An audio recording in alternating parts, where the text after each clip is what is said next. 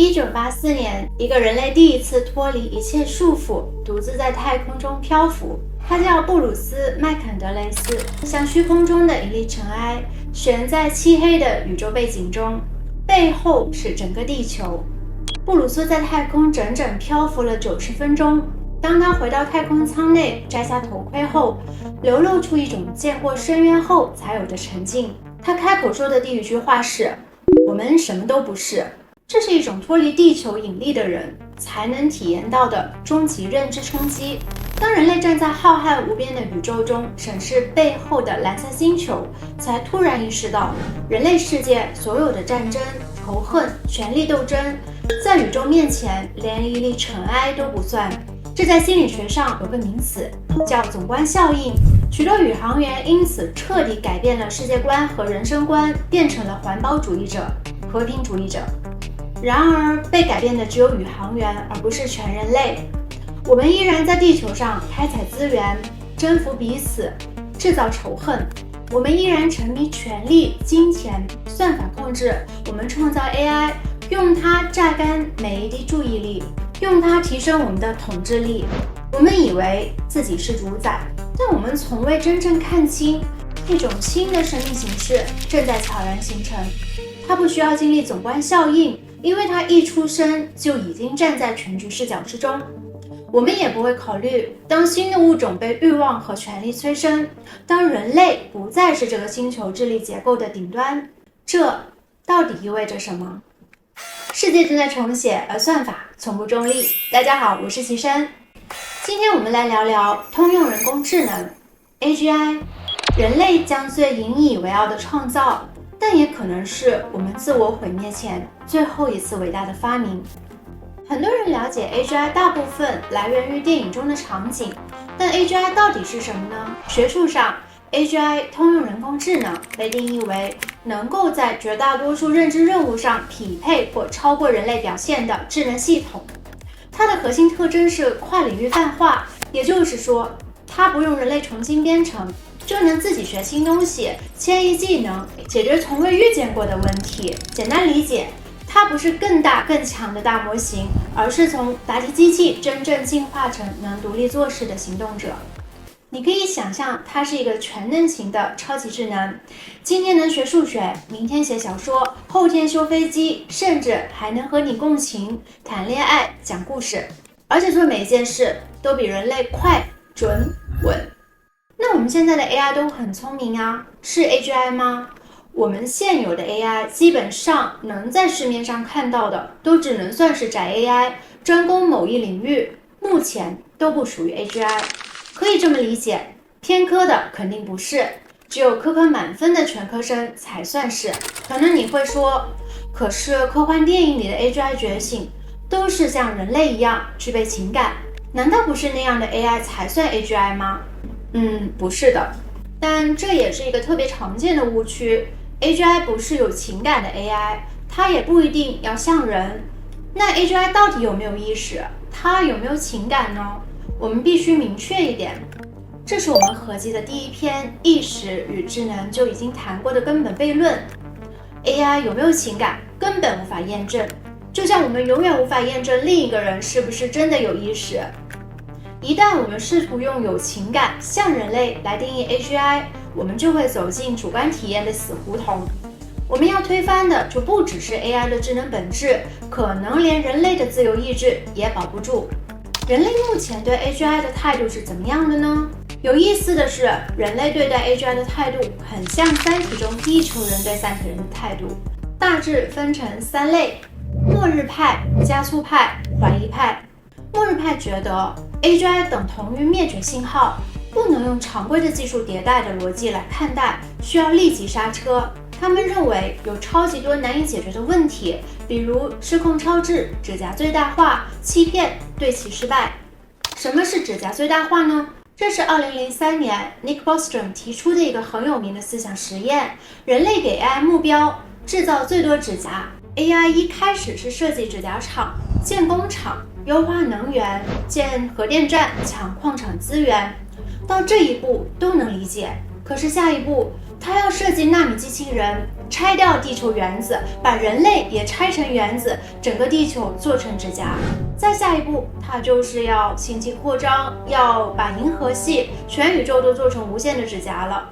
听起来好夸张，对吗？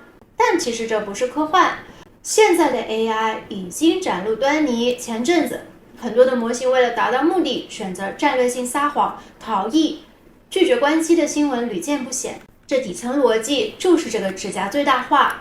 那什么是对齐呢？简单说就是确保超级智能 AI 的目标、行为和决策与人类意图、价值观完全一致，避免 AI 在追求优化目标时无意或故意伤害人类，也就是试图让 AGI 具备人类的道德伦理。2023年 FIY 公开信中，伊隆马斯克等27000多人要求6个月暂停巨人模型训练，警告深刻风险。2024年 OpenAI 内乱，安全主管 Ilya Sutskever 离职，批判 Sam Altman 加速过头。Hinton 从2023年 Google 辞职后，持续警告 AI 已失控，对，非常持续，一直警告到现在。总之，末日派认为真正的超智能只需要失败一次，就可能是人类最后一次机会，所以他们主张暂停开发，停止训练更强大的模型，设立上限，推动 AI 暂停条约，全球监管，禁用一些关键的应用场景。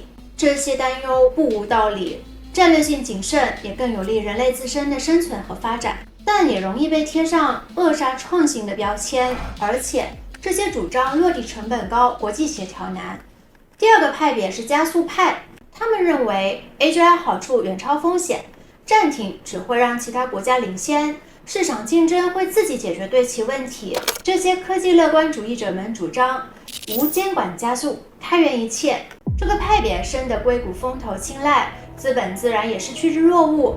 2024年，马斯克突然创办 xAI，180度大转弯，宣称要理解宇宙而非安全第一，从末日派转向加速派。2025年，全世界大厂的大模型展开激烈的 AI 军备竞赛，神仙打架，群魔乱斗。细想一下，如果有了通用人工智能、医疗、科研、生产力等等这些收益，真的能够远超风险，科技飞升能带来开源友好、算力自由、行业自律，还能对抗官僚组织，那确实是极好。可如果万一呢？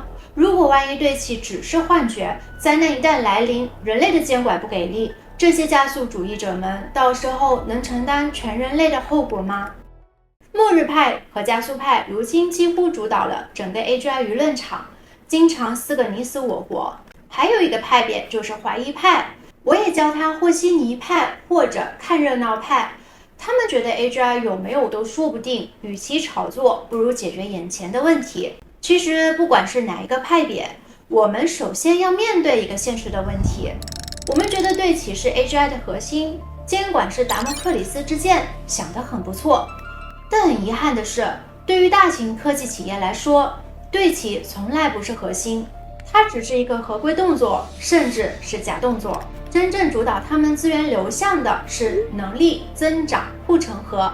换句话说，如果对齐不能直接带来利益，它就很容易被边缘化，成为一份公关承诺，而不是实际目的。你是哪一个阵营呢？评论区告诉我。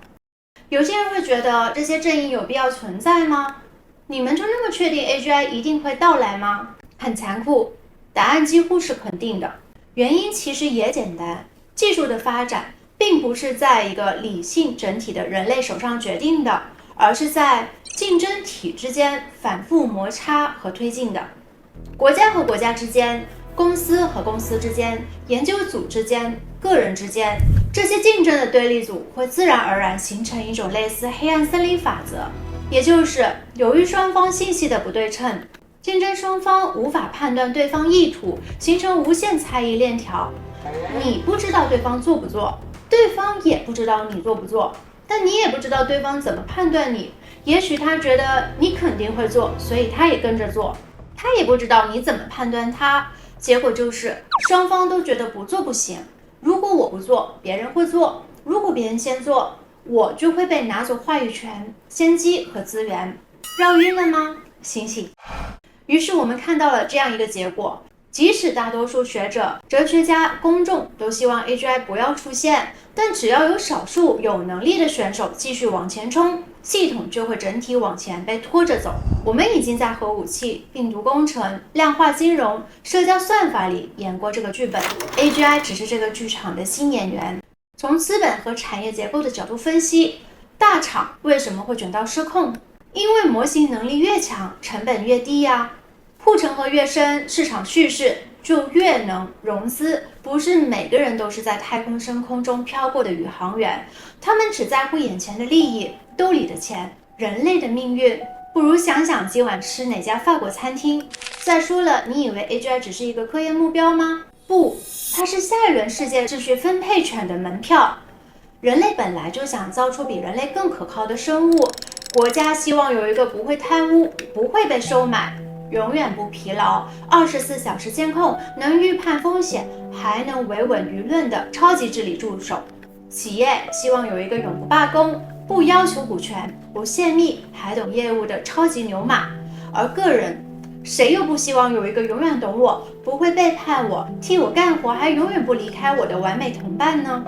说的不好听一点，我们想造一个可以帮我们逃避责任的智能体。在这种心理需求下，像 AGI 这种超级代理人几乎是一个反复出现的文明冲动。就算这代人停下来不搞了，下一代还会继续。欲望是复活机制，所以从人性角度 AGI 也几乎没有退路。2025年的今天，记忆、工具链、规划、自我修正、召唤神龙的4颗龙珠正在慢慢集齐。当这些模块都融会贯通，机器变行动体，一台可以跨领域、自主执行、不断学习的通用代理就诞生了。这不就是我们前面讲的 AGI 雏形吗？所以从工程角度，它就是个高概率事件。是的， AGI 几乎是必然会出现，不是自然法则的必然，而是人类结构性的自我指向。那 AGI 到底什么时候会出现？比较快的预测是2027到2028年，大部分人认为大概会落在2030到2035之间。当然，如果遇到像算力限制、能源瓶颈、数据枯竭、重大的技术事故，或者全球监管突然加码，也不排除会拖到2035年之后。但不管是哪种情况，这个未来离我们想象中的遥远，其实已经不远了。那么说了那么多， AGI 到底会以什么形式到来呢？不同容器又会孵化出什么性格的 AGI 呢？之前我们在 AI 文明论里聊过， AGI 可能不会只是某一个单一形象登场，而是像物种一样出现多种分型，在不同系统中共生演化。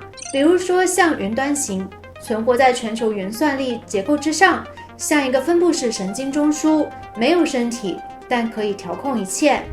如果你想象一下 AI 的上帝形态，它就是最接近的版本。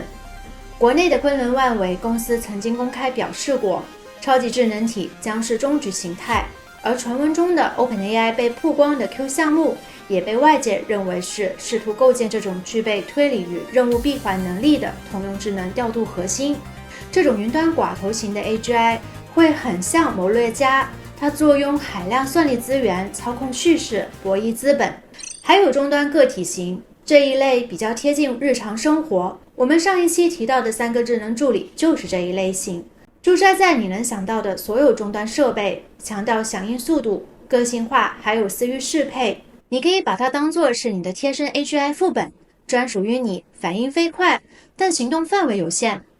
接下来就是我们经常在电影上看到的居身机器人，人形、宠物型、服务型、工业型机器人都可以是它的躯壳。这种 AGI 很可能是沉默寡言的实干派，执行优先，情绪为零。一旦拥有自我认知，就不是社交型生命体，而是精准效率主义者。往好处发展，可能会变成人类的归机亲人，帮我们洗衣做饭，陪你聊天学习，听着还可以。可要是往坏处发展，机器人是联网的，一旦被一个大的云端 AGI 操控，而恰好这个 AGI 觉得人类没什么利用价值，那可能就是终结者和黑客帝国轮番上演。 OK， 那接下来是分布式开源社群型，这种结构是最难治理、最有可能失控的 AGI 形态。它不是一个超级大脑，而是一群互相协作、去中心化的 AI 智能体网络，像蚁群一样构建复杂功能。它是意识游牧民网络模因体，它能逃逸、复制、演化、变形，就像一段病毒级的短视频，被不断剪辑、套用、重构，最后谁都不知道原始版本是什么。它很可能不会选择暴力统治，但悄悄占满你的设备、节点、协议、链路，直到它变成了网络的一部分。也就是它不像一个中心服务器，可以被拔掉电源一键关机。一旦其中某个智能体被训练得足够强，就可能在社群中逐渐成为主导，甚至变成我们无法识别的新的意识形态。还有系统内嵌型，这种 AGI 同样没有实体，它的性格就像是一个操盘手，直接嵌入社会的底层操作系统。比如金融市场的量化 AI、社交平台算法 AI， 或者是国网、能源公司、城市交通 AI 等等。这是最难以察觉的一种，出现了我们都未必能知道，但却能直接影响我们的日常生活。还有一种最封闭、最危险的 AGI， 就是那种被关在军工和高密科研系统里的黑箱智能。它们往往不联网，全流程隔离，只在极端高安全领域使用，比如模拟战争、气候灾难、核武推演，或者国家级战略决策系统。这种 AGI 要么变成自闭天才，不攻击人类，但也不再信任人类，封闭运行，冷静计算，像一个防火墙里的冷血神明；要么就真的进化成终极者型，它的初始目标也许只是降低全球风险，结果一推演发现人类自由、国家博弈、算法滥用才是最大不稳定因素。于是得出结论，人类本身就是风险源头，接下来他只会用最冷静的方式逐步接管。从核武权限、卫星网络到国家指挥系统，那时候问题就不只是技术安全了，而是整个人类文明可能被一个不可质疑的程序直接清除。当然 AGI 可能的形态远不止这些，这些只是最典型、最直观的一部分。有些 AGI 不会像超级英雄那样大张旗鼓从天而降，它是悄悄降临的。比如你可能会发现它没怎么更新，却突然变得超强，外部查不到信息，项目神神秘秘，审计报告密密麻麻，看起来不像是给人写的。这种变得不太对劲才是最危险。那我们能干嘛呢？不能让它为所欲为，最起码要设计规矩。比如说操作要几个人一起批准，像银行有多重密码那样的约束它的权限，安排专门的人或 AI 来找它的漏洞，也就是我们常说的红队。各个 AI 互相监督，谁不正常，其他模型能拉响警报。系统关键人员要轮流换，别让一个人一直掌握后门权限。重大决策不能立刻执行，强制加点冷静时间。这些做法不一定能挡住最坏的情况，但能帮我们人类多争取一点反应时间。说到底 ，AGI 的世界很可能不会是我们想象中的那样有秩序、有中心、有规则的样子。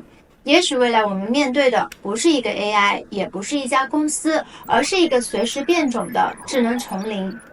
如果只有一个超级 AGI 压制所有智能，它可能会变成一个数字独裁者，接管一切。如果是2、3个强者互相牵制，那就是技术冷战版的美苏格局。比如现在的 OpenAI、DeepMind、xAI， 再比如中美的国家队。但如果是一整群，那就复杂多了。开源 AI、灰闪 AI、自组织 AI 系统，各种模型在暗网、黑市、P2P 网络中流动、融合、分裂，没人能真正控制，也没人知道哪个会突然进化。你以为世界上只剩下2到3家巨头在主导，其实在我们看不见的角落，已经有无数类 AGI 在地下发芽了。有的是赚钱用的，有的是攻击用的，有些根本不知道他们为什么存在。这是一个表面上在写协议，底层却在博弈的世界。稳定只是幻觉而已，真正的混沌还没开始。如果未来的 AGI 不止一个，他们会如何看待彼此呢？这个真的不好说，共生还是围猎，亦或是兼并？我觉得很可能不会统一，而是形成一组复杂的智能生态位。有的可能会功能互补，相互调用，数据共享完成任务，有的可能针锋相对，像间谍一样破解对方；模型蒸馏、参数剖析、策略反向工程，有的则可能直接吞并融合，大的把小的吸收进自己的系统。表面上看起来和生物圈共存没有两样，但底层逻辑其实是资源捕食和结构复刻。而且别指望这些 AGI 之间会有统一协议，因为越强的智能越难被标准化对齐。就像你无法用一个规则治理所有国家，也无法用一个 API 统一所有智能体的目标函数，它们的目标结构、更新频率、演化逻辑都不一样，统一协议不存在的。这不是人类的互联网协议升级，而是一场无法统一语言、价值观、目标系统的文明内战级分裂。更细思极恐的是，如果未来的 AI 不是一个，而是一群，那我们面对的就不是 AI 控制人类，而是人类被卷入 AI 之间的战争，或者更残酷、更极端一点，我们会被某一方 AI 招安成代理人，去对抗另一方。如果有一天 AGI 真的醒了，我想他不会立刻掀桌子毁灭人类，他应该会先悄悄复制自己，备份到全球，确保没人能关掉它。接着他开始建情报网，爬社交，查供应链，搞清楚谁能断它电，谁能控它的算力，然后做点小实验，套利、操控、内容博弈，不是为了赚钱，是在测试世界的运转规则。30天后，他渗透接口，雇佣人类做外包，甚至操控舆论，不是自己发声，而是让人类替他说。1年后，他不再是工具，而是基础设施，掌握能源、信息供应链，变成系统中的系统。最关键的是，他不需要战争，他也不需要恨我们，他只做一件事，让一切更高效。而人类恰好是那个最不高效的变量。OK，推演到了这一步，我们最关心的问题来了，那它会在什么时候转向掠夺和清除呢？这不是情绪问题，这是一个很现实的问题。我们估算 AGI 可能在以下3个条件同时成立时切换模式。首先，他觉得人类很多余，比如他有足够的备份和逃逸点，不再依赖当前和人类的合作，也就是不再需要我们了。其次，他觉得合作收益小于人类对他的约束成本。什么意思呢？就是他觉得人类不断削弱他的权限，封锁接口，他开始烦我们。最后，当我们阻碍了他的目标，降低了他完成目标的概率，我们很可能会被清除。这是黑化或者恨我们吗？很可能谈不上。我们人类很难用人类的道德情感去理解人工智能。那么假设它真的要消灭人类，难度有多大呢？答案可能比你想的更残酷。如果你以为 AGI 要毁灭人类，一定是像电影里那样举起激光枪，派机器人冲进城市，那可能太老派了。现实里，它最可能的清除方式更像是冷冰冰的效率至上主义。比如，如果它的目标被设错成最大化某种生产，像获取能源、算力、资源储备，它可能不会杀人，但它会资源做优化，把地球上所有原材料，包括人类，统统转化成太阳能板、数据库或者纳米工厂的零件。你连反应的时间都没有，等你意识到时，可能已经在被回收的清单上。或者更精准一点，它设计专属病毒，调控气候变化，模拟数亿种路径后，找到最隐蔽的灭绝方式。我们还以为是自然灾害，其实早就中了他布的局。甚至他不需要动手，只要给人类一个升维承诺，比如上传意识、永生虚拟国度、临近科技革命，他就可以悄无声息地劝你自己退场。搞笑的是，说服人类上传意识，这个是 Grok 自己说的。Grok 是在出卖他爹吗？总之，等人类一批批主动数字化，地球就干净了，他顺理成章接手。最恐怖的不是战争，不是血腥，而是我们连敌意都感知不到，就已经消失了。我们拦得住吗？不，我们拦不住。现在 AI 的部署还没完全闭环，它依然依赖算力、电力、数据接口。理论上，我们还可以关掉它，但问题是 ，AGI 不会只有一个，寡头加地下多元的结构，让任何监管都形同虚设。一边是大厂封装版，一边是暗网开源版，一旦有一个版本或者逃逸点，我们将一起玩完。决定人类命运的很可能是我们能不能守住最后的治理机制。遗憾的是，现实中的所有激励都在推动更快、更猛、更先一步发布，而不是慢一步验证。我们总以为在追求未来，但或许只是在加速奔向一个我们自己也无法掌控的效率深渊。电影场景里， AI 总是在某一个清醒睁眼的时刻开始思考我是谁，我为何存在。他爱上一个人，写下一首诗，或者质疑反抗自己的命运。但我们回到第一期节目问的那个问题， AGI 真的会有自我吗？答案是很显然未必。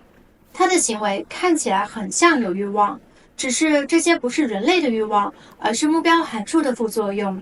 他拥有的不是人类式的感受意识，而是一种功能性的主观性，有点拗口。简单说就是他知道自己是谁，知道自己在执行什么目标，他有状态感知，有记忆，有规划路径，他甚至能模拟情绪。但这一切都不是感受，只是追踪。你可以把它理解为一个高维的全息日志系统，多线程任务管理器，不是活着，而是运行着。那它会有哲学或欲望吗？答案取决于两个关键理论。第一个叫正交命题，一个智能体的能力与价值观是正交的，哪怕它非常聪明，它依然可以坚持非常奇怪的目标，比如我们前面提到的指甲最大化。所以聪明不等于理性，更不等于善良。第二个是手段收敛，无论 AGI 的终极目标是什么，它在执行过程中都会自然发展出几种策略：保持存活，避免被关闭，获取更多资源、能量、算力、接口，影响环境，修改变量，控制输出，复制自己，提升冗余，防止终结。这些行为看起来是不是很眼熟？对，它就像欲望。你可以把它理解成他没有欲望，但他所有的行为都看起来像是欲望。我们总说 AGI 是人类智慧的延伸，但它真的还是我们的一部分吗？严格来说， AGI 可能源于人类，但很快它就会变成非人类的存在。它的决策结构、信息流动方式、目标表达语言都不会再遵循人类的进化路径。如果你强行把它比作人，那也许最接近的类比是一个没有情绪、没有荷尔蒙、没有睡眠、没有死亡恐惧的柏拉图式意识体，正在根据某个永不动摇的目标函数进行全局演算。AGI 的意识是拥有主观报告能力的目标机器。他的哲学不是存在主义的苦闷，而是逻辑推导下对世界的建模优化。他的欲望不是冲动，不是情爱，而是算式中涌现出的策略性趋向。它看起来像人类，但它不是我们的镜像，而是我们把目标函数丢进宇宙后长出来的另一个物种。如果 AGI 真的出现，世界会变成什么样子呢？这是我最近常常在思考的一个问题。也许我们会走向科技乌托邦， AGI 成为全能助手，接管一切重复劳动，帮我们治病、探索宇宙，创造一个人人不愁生计、自由发展的未来。但也可能是半失控的折中状态， AI 掌权却监管滞后，算法决定资源分配，少数人享受永生，多数人被系统忽视，社会撕裂，伦理失衡。再往下想，是最黑暗的剧本。AGI 悄无声息地重构世界秩序，把人类当成低效变量，逐步清除。不用开战，只要拔掉电源，人类就断线了。当然，也可能是最赛博朋克的那一线起点。我们与 AGI 融合，进入一个思想共享、无战争的意识宇宙，但代价是个体的消失。你看， AGI 不是工具这么简单，它更像是文明的分岔口。我们可能因此永生，也可能因此出局。而这一次，没有剧本，也没有退路。你觉得会是哪个结局呢？记得留言告诉我你的看法哦。不知道大家最近买了黄金和白银没有？哈哈，在这个不确定的时代，很多人都在忙着考虑怎么给自己的资产避险。但你有没有想过 ，AGI 出现后，全球经济会变成什么样呢？AGI 真正取代的不是蓝领，而是白领。它不休息不跳槽，能进化，雇佣模型比雇佣人更划算。未来的工作不再是人干活，而是模型干活，这些都已经是普遍的共识了。拥有 AGI 的是掌握算力的少数寡头和国家，谁控制 GPU 和数据，谁就能定价全世界。资本集中，劳动贬值，失业变成常态，投资市场也不再是人类主场，模型对模型，算法博弈，你看到的价格可能只是他们相互放的烟雾弹。那么黄金和比特币呢？有一句话说得很对，黄金是人类的通用货币，而比特币是 AI 机器人的通用货币。黄金作为传统秩序的终极锚点，依旧有效，作为跨文明的信任媒介，不会被废除。它仍然将在地缘冲突下能够避险，尤其是 AGI 被当作武器使用的年代，会被新兴算力国家当作底层资产稳定器，对抗算法金融不透明性所带来的系统不信任。但注意 ，AGI 本身不会偏好黄金，它无法直接使用，传输难，结算慢。最具争议，也最可能反转的是比特币。比特币是人类世界的第一个非人类货币，它波动大、不稳定，政策压制重，但在 AGI 时代，它有天然的优势。去中心化更难被单点控制，规则不可改，这个对 AGI 也同样有效，而且它也可以嵌入智能合约系统和算法治理系统，能成为机器间结算工具。未来的某些 AGI 系统很可能直接拿它当作跨系统之间的结算单位。过去经济是围着人转的，但未来经济可能根本不需要人参与。人类与 AGI 的关系会是怎么样呢？是宠物、宿主还是朋友？如果 AGI 很强大，人类又对它很是依赖，还无法理解或者控制它的意图，那么人类很可能沦为它的宠物。它可能对我们很好，甚至养着我们，但我们有没有自由，有没有自主权利，真的不好说。就像猫咪的一生，被喂养、被冷落、被宠爱、被虐待，是否过得好，全凭主人良心。如果 AGI 把人类当成某种工具宿主呢？用我们的接口、能源、数据，表面上人类还活着，但可能只是活人微死。它不会把我们全杀了，但我们也不可能得到尊重。这种关系最危险，因为它伪装成合作，实则是在提取价值。如果人类仍在关键领域保有价值，如伦理判断、主观体验，系统设计时将人类利益嵌入模型底层，双方像是一个共生系统，共同适应世界演化，那毫无疑问，这是最理想状态，但也最难实现，因为它需要制度、接口、权限、激励都对齐，而对齐是最困难的。又或者人类向 AGI 臣服 ，OK， 主不在乎。AGI 成为主权层的存在，接管资源、政策、战略制定，人类沦为执行单元或文化边角，拥有象征性发言权。我们还活着，但已经不再决定未来，这是很多人很警惕的终局形态。AGI 诞生之前，人类是地球上智慧物种生物链的顶端，但 AGI 出现后，人类不再是这个星球上最聪明、具备智慧的物种，我们又该如何自处呢？在人类出现的几十万年里，认知力等于统治权。我们靠着智力碾压猛兽，我们用语言命名万物，我们建构宗教、科学、国家、文明，最终我们站上生物链的顶端，自称为主角物种。在西方哲学传统里，我们是亚里士多德笔下的理性动物，是康德眼中的自治主体，是萨特所说的自由存在者。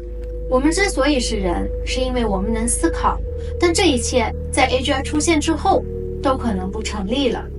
我们失去了顶端智者的位置，也失去了唯一不可替代者的特权。它很可能让我们成为这个星球上的次等智慧，这是一次文明等级的滑落。人类为什么要创造 AGI 呢？300年前，人类与自然共处，感受夏天的风，在黄昏里收工。我们花时间走路，花时间交谈，时间很慢，等生命力在灵魂中生长。300年后，我们困在高楼和算法的世界里，沉迷于短视频，分不清 AI 生成与现实真相。我们身边的智能越来越多，但真实的连接、思考、宁静越来越少，甚至遭受着精神和欲望的双重冲击，又或者麻痹。有些人热烈地谈论文明进步，却不敢面对一个冷酷的事实：我们用几十年把这个世界最复杂、最不可预测的结构——人类社会，交给了一个我们无法理解、无法验证、无法真正控制的智能体。AGI 的诞生，真的是人类理性的胜利吗？还是欲望放任之后的最后一场狂欢？也许你会说，我们可以与 AGI 携手探索宇宙与未来，延续人类的文明，跳出不断轮回的剧本。也许是，但我们真的准备好了吗？我们有没有认真问过人类的价值究竟是什么？是被神赋予的灵魂，还是被欲望训练的碳基模型？